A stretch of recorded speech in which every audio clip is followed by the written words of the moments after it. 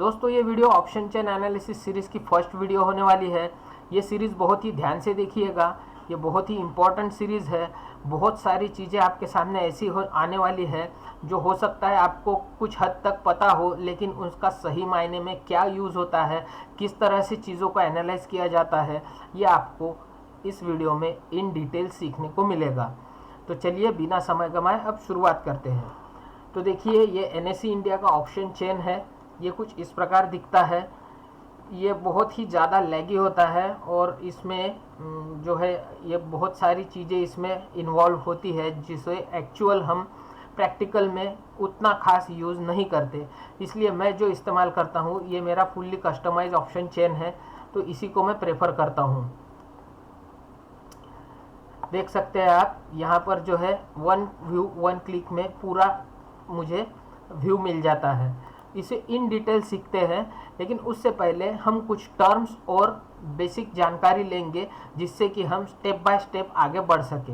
हो सकता है कि इस बारे में आप पहले से कुछ जानते हो, लेकिन सीक्वेंस में आप इस धारावाहिक में जिस प्रकार से हम आगे बढ़ेंगे उस प्रकार से आपको इन चीज़ों के संदर्भ और अधिक स्पष्ट होंगे।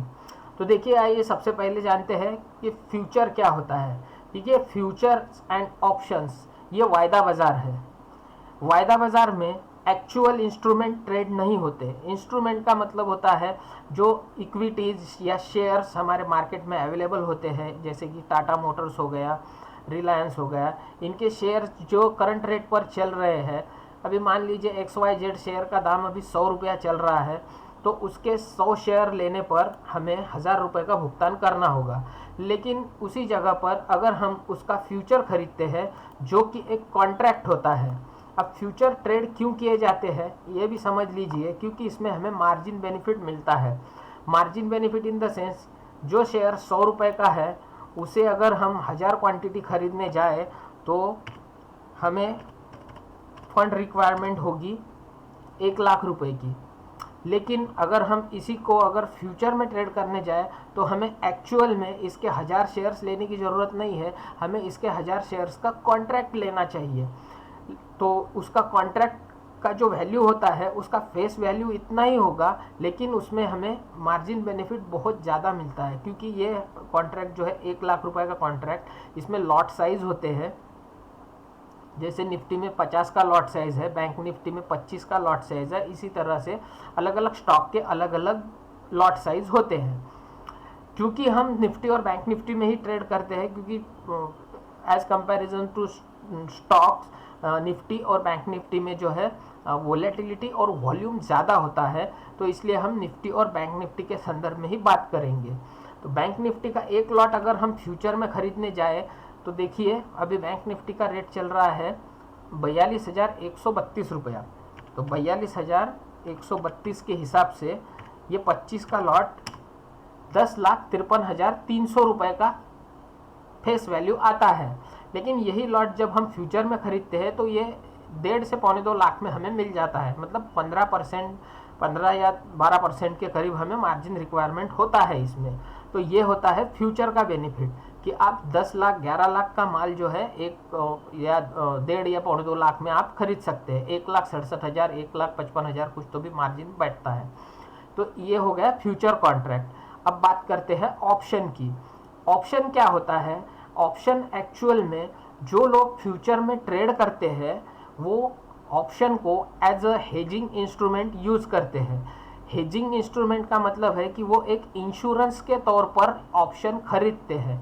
मान लीजिए किसी ने ऑप्शन का फ्यूचर का एक लॉट खरीदा है, 1.5 लाख रुपए उसका मार्जिन यूज़ हुआ है, तो इसी के साथ वो एक 7-8 हज़ार रुपये का, ये क्योंकि उसने फ्यूचर में लॉन्ग पोजीशन बनाई है, वो खरीद लिया है उसको। अब उस खरीदने के बाद उसको प्रॉफिट कब होगा?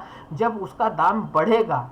तो जब दाम बढ़ेगा तब उसका प्रॉफिट होगा फ्यूचर के लॉट में। लेकिन ज़रूरी तो नहीं है प्राइस बढ़ेगा, हो सकता है प्राइस गिरेगा।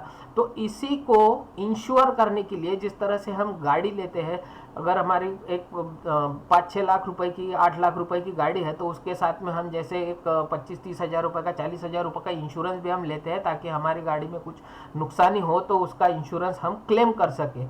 उसी तरह से जब हम फ्यूचर का लॉट बाय करते हैं तो इसी के साथ एक पुट भी बाय कर लेते हैं एज अ इंश्योरेंस, कि अगर मान लीजिए फ्यूचर का दाम गिरता है तो जितना दाम गिरता है उतना हमारा पुट बढ़ेगा और हमारा जो है उसमें नुकसान नहीं होगा। इसी के साथ साथ फ्यूचर में जो 1.5 लाख रुपए का मार्जिन हमें लग रहा है, इसके साथ अगर हम पुट का लॉट एक लॉट पुट बाय करते हैं तो हमारा मार्जिन रिक्वायरमेंट भी कम हो जाता है। मतलब ये 1.5 लाख से घटकर आ जाएगा सीधा 50,000 के करीब ये आ जाएगा। ये आप अपने ब्रोकर के पोर्टल पे जाकर वहाँ पर चेक करके देख सकते हैं।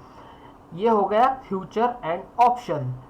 इसी तरह से कॉल ऑप्शन भी होता है और पुट ऑप्शन भी होता है। मान लीजिए हम फ्यूचर में शॉर्ट पोजीशन में गए हैं, हमने फ्यूचर बेच के रखा है। अब जब हम फ्यूचर बेच के रखेंगे तब हमें प्रॉफिट कब होगा? जब फ्यूचर का दाम गिरेगा। तो मान लीजिए इसका उल्टा भी हो सकता है, फ्यूचर का दाम बढ़ गया तो हमें नुकसान होगा। तो फिर उस सिचुएशन में हमें क्या करना होता है कि एक कॉल हमें खरीद कर रखना पड़ता है फ्यूचर के केस में एज अ इंश्योरेंस, कि अगर मान लीजिए मेरा व्यू गलत साबित होता है, मैंने अगर 42,132 पर फ्यूचर को शॉर्ट किया है और ये यहाँ न रुकते हुए ये ऊपर की ओर निकल जाता है, तो फ्यूचर में तो मुझे लॉस होगा। फ्यूचर में जो मैंने शॉर्ट पोजीशन बनाई है उसमें लॉस होगा, लेकिन यहाँ से जो कॉल बढ़ेगा उस कॉल का प्रीमियम जो बढ़ेगा वो मेरे फ्यूचर के लॉस को कवर कर देगा। इस तरह मेरा यहाँ पर मार्जिन भी कम हो जाएगा। मतलब जहाँ पर मुझे 1.5 लाख रुपया लगना था फ्यूचर में पोजीशन बनाने के लिए, वो पोजीशन भी मैंने 35-40 हज़ार में बना ली और हेज करके अपनी पोजीशन को इंश्योरेंस भी कर लिया। इस तरह से फ्यूचर एंड ऑप्शन का यूज होता है। अब हम जो ट्रेड करते हैं एज अ ऑप्शन बायर, बहुत से लोग ट्रेड करते हैं, तो वो ओनली एंड ओनली ऑप्शन में ट्रेड करते हैं, उन्हें फ्यूचर का अंदाजा भी नहीं होता। लेकिन ये फ्यूचर के बारे में जानना इतना ज़्यादा ज़रूरी हो जाता है कि बिना फ्यूचर को जाने हम ऑप्शन में अगर ट्रेड करें तो मान लीजिए कि आप बिना हेलमेट के हाईवे पर ड्राइव कर रहे हैं, दुर्घटना कभी भी हो सकती है। तो मुझे उम्मीद है कि फ्यूचर एंड ऑप्शन आपको समझ में आ गया होगा। इसी तरह से हम स्टेप बाय स्टेप आगे बढ़ेंगे और हमारा जो ये कस्टमाइज ऑप्शन चेन है इसको हम इन डिटेल सीखेंगे। इसमें अगर आपको कोई दिक्कत आती है तो आप बेझिझक कमेंट करके पूछ सकते हैं। फिलहाल हम चलते हैं अपने अगले पड़ाव की ओर। फ्यूचर की पोजीशंस किस तरह क्रिएट होती है और कौन क्रिएट करता है? देखिए, फ्यूचर में पोजीशंस बनाने के लिए बहुत ज़्यादा फंड रिक्वायरमेंट होती है, इसलिए फ्यूचर्स में ज़्यादातर प्रोप्राइटरी फर्म्स, मतलब जिनके बहुत ज़्यादा कैपिटल्स होते हैं, उसके बाद में इंस्टीट्यूशनल इन्वेस्टर्स। इंस्टीट्यूशनल इन्वेस्टर्स से मेरा मतलब है कि जो इंडिविजुअल अकाउंट्स नहीं होते हैं। प्रोप्राइटरी अकाउंट इंडिविजुअल हो सकते हैं, लेकिन इंस्टीट्यूशनल इन्वेस्टर्स जो होते हैं वो हमेशा बहुत बड़ी फर्म्स होती है। जो म्यूचुअल फंड्स वगैरह में जो डील करते हैं उनके पास में बहुत ज़्यादा फंड होता है, तो ये लोग अपना पोजीशन फ्यूचर्स में क्रिएट करते हैं। ना केवल इंडेक्स फ्यूचर में, बाकी स्टॉक फ्यूचर में भी इनका बहुत ज़्यादा ट्रेडिंग होता है। और हम जिन्हें ऑपरेटर्स कहते हैं, आपने कई बार कई वीडियोस में ये वर्ड सुना होगा, ऑपरेटर ने खेल कर दिया, ऑपरेटर ने खेल कर दिया।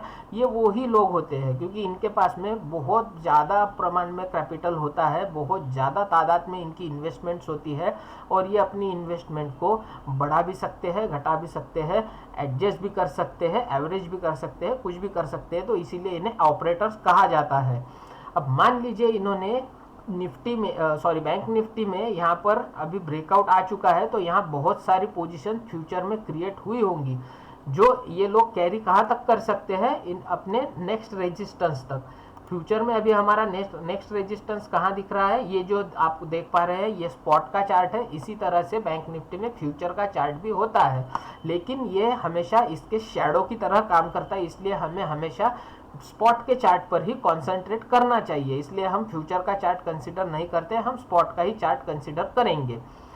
तो स्पॉट के चार्ट में हमें नेक्स्ट रेजिस्टेंस कहाँ दिख रहा है, देखिए ये किंग साइज कैंडल आप देख सकते हैं यहाँ पर।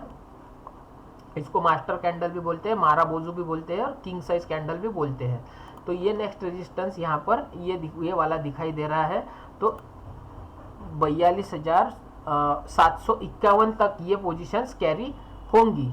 ये कहाँ से शुरू हुई होगी ये पोजीशन? जब मार्केट ने डेली चार्ट पर डबल बॉटम क्रिएट किया था और उसका ब्रेकआउट दिया था, यहीं से ये फ्यूचर्स पोजीशन क्रिएट हुई होगी। तो ये जब अपने इस सपोर्ट से बाउंस लेगा तो यहाँ से इनकी पोजीशंस स्क्वायर ऑफ होना चालू हो जाएगी, क्योंकि यहाँ पर इनको एक अच्छा खासा प्रॉफिट हो रहा होगा। देखिए यहाँ से यहाँ तक हम गिने तो 2585 रुपए का। देखिए ये जो डिफरेंस होता है, ये कभी भी ऑप्शन बायर या ऑप्शन सेलर खा नहीं सकता। ये इतना मूव ऑप्शन बायर या ऑप्शन सेलर किसी के भी बस की बात नहीं होती। ऑप्शन सेलिंग भी अगर आप करते हैं तो ज़्यादा से ज़्यादा कितना बनेगा उसमें? जो ऑप्शन का वैल्यू आपने सेल किया है, मान लीजिए कोई प्रीमियम आपने 532 रुपये पर सेल किया है, तो वो जीरो हो जाएगा, तो आपकी पोजीशन वैसे भी स्क्वायर ऑफ हो जाएगी। फिर जब ये 2532 रुपये का मूव आएगा तो आप उसमें तो पार्टिसिपेट कर ही नहीं रहे होंगे। तो इसलिए ये जो बड़े मूव्स होते हैं, ये केवल फ्यूचर्स ऑपरेटर्स ही इसको पचा सकते हैं या इसको कवर कर सकते हैं या इसका बेनिफिट उठा सकते हैं। इसलिए फ्यूचर में पोजीशन क्रिएट की जाती है, जो कि बहुत ज़्यादा बड़े पैमाने पर होती है, और उसी को हम स्मार्ट मनी कहते हैं। इस स्मार्ट मनी के ऊपर भी हम एक अलग से वीडियो बनाएंगे, उसमें इन डिटेल चर्चा करेंगे। तो इस तरह से हमने देखा फ्यूचर्स में पोजीशन किस तरह क्रिएट होती है, ऑप्शन का यूज किस तरह फ्यूचर में एज अ इंश्योरेंस इंस्ट्रूमेंट किया जाता है। अब आप सोच रहे होंगे कि हम जो ऑप्शन में ट्रेड करते हैं रोज 100-150 पॉइंट के लिए, 200-300 पॉइंट के लिए, तो वो किस तरह होता है? वो इस तरह होता है कि उसको हम एज अ स्कैल्पिंग देखते हैं, जिसके वीडियोस आपने हमारे चैनल पर भी देखे होंगे और भी कई चैनल्स पर देखे होंगे। लेकिन हमारे चैनल पर आप जिस तरह से स्कैल्पिंग के वीडियोस देखते हैं उसमें बहुत अंतर है, क्योंकि हम वो बहुत एथिकल वे में करते हैं। तो देखिए यहाँ पर जब एक बाउंस यहाँ आएगा तो ये रेजिस्टेंस भी, अब क्योंकि बुलिश साइकिल में मार्केट चल पड़ा है, तो ये वाला रेजिस्टेंस जब टूटेगा तब यहाँ पर फ्रेश बाइंग होगी, क्योंकि यहाँ पर जिन्होंने प्रॉफिट यहाँ से यहाँ तक का एक बुक किया है, वो लोग या तो इस रिटेस्ट पर अपनी पोजीशन दोबारा क्रिएट करेंगे और इनके साथ और इस रैली में जिन्होंने पार्टिसिपेट नहीं किया है वो लोग भी यहाँ ऐड होंगे। इस तरह जो है फ्यूचर की पोजीशन ऊपर ऊपर ऊपर ऊपर की ओर शिफ्ट होते जाती है, और ये लोग जो होते हैं अपनी पोजीशन धीरे धीरे धीरे बढ़ाते हैं। मतलब इनका जो कैपिटल साइज होता है उसका 5%, 2%, 3% इस तरह कर करके वो अपना पोजीशन साइजिंग बढ़ाते हैं। इसीलिए फ्यूचर में position slow and steady create होती है। इसलिए फ्यूचर का जो एक वे ऑफ ट्रेडिंग है वो एक अलग ही वे ऑफ ट्रेडिंग है। ये डेली चार्ट पर ज़्यादा कॉन्सेंट्रेट करते हैं और वीकली चार्ट पर उसका एनालिसिस करते हैं, और इनका एग्जीक्यूशन जो होता है ये आवरली चार्ट पर और 2 आवर चार्ट पर या 30 मिनट चार्ट पर, मतलब बड़े टाइम फ्रेम के ये खिलाड़ी होते हैं। बड़ा अमाउंट हमेशा बड़े टाइम फ्रेम पर काम करता है। ये की पॉइंट है। मुझे लगता है कि आप इस लेक्चर के कुछ नोट्स बना रहे होंगे, नहीं बना रहे होंगे तो अभी भी आप बना सकते हैं। बड़ा पैसा हमेशा बड़े टाइम फ्रेम पर काम करता है और छोटे रिस्क पर काम करता है।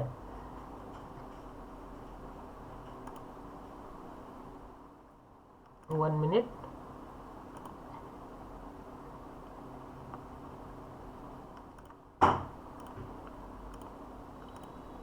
ये वाला हमें यहाँ पर डबल बॉटम मिल गया।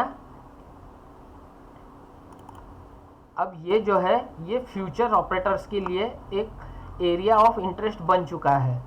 यहाँ पर अगर प्राइस मिलता है तो यहाँ से भी एक बाउंस आ सकता है, क्योंकि अभी ये बहुत ज़्यादा ट्रैवल हो गया है यहाँ से और इस लेवल का ब्रेकआउट भी मिल चुका है, तो यहाँ तक भाव आना अभी पॉसिबल नहीं है। तो इसलिए जो है अपने नेक्स्ट रेजिस्टेंस तक ये अब नॉन स्टॉप जाएगा। यहाँ से रिट्रेसमेंट जब होगा तो 42,000 तक, 42,100 तक एक रिट्रेसमेंट होगा और यहाँ से फ्यूचर में फ्रेश पोजिशंस बनेंगी और ये जाएंगी फिर अपने नेक्स्ट रेजिस्टेंस की तरफ। तो इस तरह से फ्यूचर में ऑपरेट किया जाता है। मुझे लगता है कि आप फ्यूचर एंड ऑप्शंस का कंसेप्ट पूरी तरह से समझ गए होंगे। इसके बाद की वीडियो में हम कस्टमाइज ऑप्शन चेन से हम किस तरह से ट्रेंड को आइडेंटिफाई करते हैं, सपोर्ट रेजिस्टेंस आइडेंटिफाई करते हैं, हमारा ट्रेड आइडेंटिफाई करते हैं, उसकी हम step by step in detail चर्चा करने वाले हैं। तो मिलते हैं नेक्स्ट पार्ट में, तब तक के लिए धन्यवाद।